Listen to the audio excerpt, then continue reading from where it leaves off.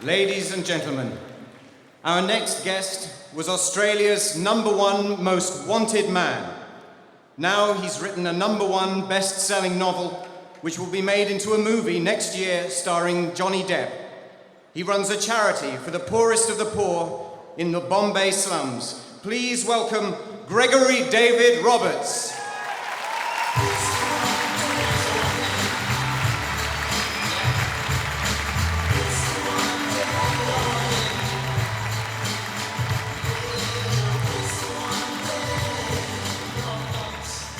Thank you. Hi, Mom.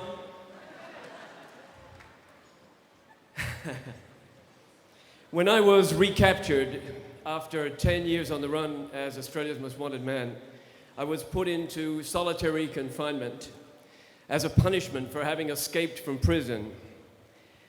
I can tell you that human beings are slaughtered by solitude.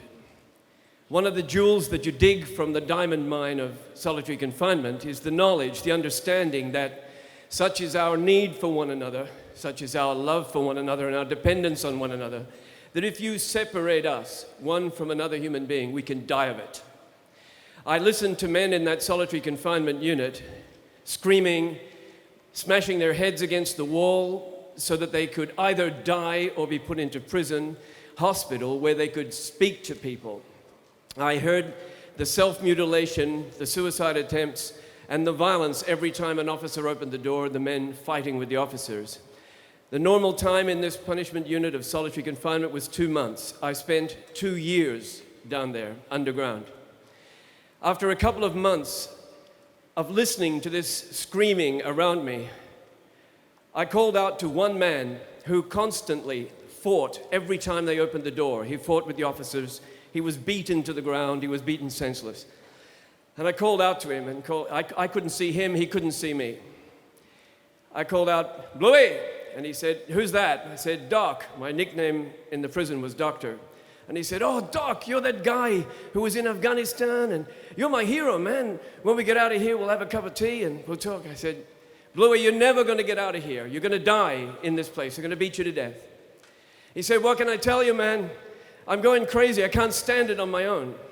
And I called out and said, "Bluey, I'm going to teach you a meditation technique. I learned it in India, and it's going to help you." He said, "Every night from 7 to 7:30, when they ring the bells at 7 o'clock, I'm going to teach you this technique. I'm going to call this out to you, and we're going to walk it through together." He said, "All right, I'll give it a try."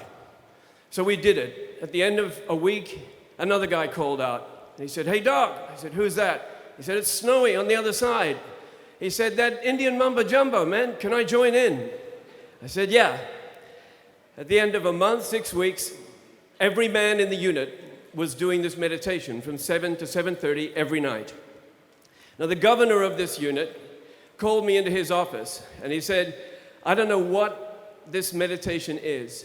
I don't know what the Indian mumbo jumbo is that you're teaching, but whatever it is, don't stop, because the suicide attempt rate has dropped to 0. The self-mutilation rate has dropped to 0. And the assaults on my officers has dropped to 0. He said, "Thank you very much." And he said, "Is there anything I can do for you?" And I said, "Yes, I'm a writer. I would like a pen and paper." He said, "It's against the rules, but I'll do it for you." And I started to write there, in that place, the book that's brought me here tonight. Now, thank you. God bless you. I don't think that the meditation technique was all that successful. What I think was successful for those men was a voice in the darkness that called out and said, "I don't know what you look like. I don't know what your skin color is. I don't know what your culture is, what your nationality is. I don't know what your religion is, and I don't care. You're a human being who is suffering, and I want that to stop. I want to try to help you." And I believe that peace one day is that voice in the darkness that we find too often on the front pages of our newspapers, the darkness that sometimes crowds into our own hearts when we feel a sense of hopelessness, when we look at the violence and the conflict and the warfare that's around us.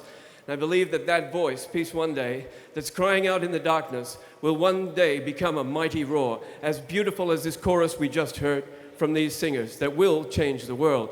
And I want to say that for me, It is a gigantic honor, the honor of my life, to stand here in the association of stupendously inspirational people like Jeremy Gilley, the fantastic team at Pod, at Peace One Day, and all of the supporters, and all of us here, all of us, the voices in the darkness, and for me to stand here with this card that says, Peace One Day Artist, it's the honor of my life. God bless you.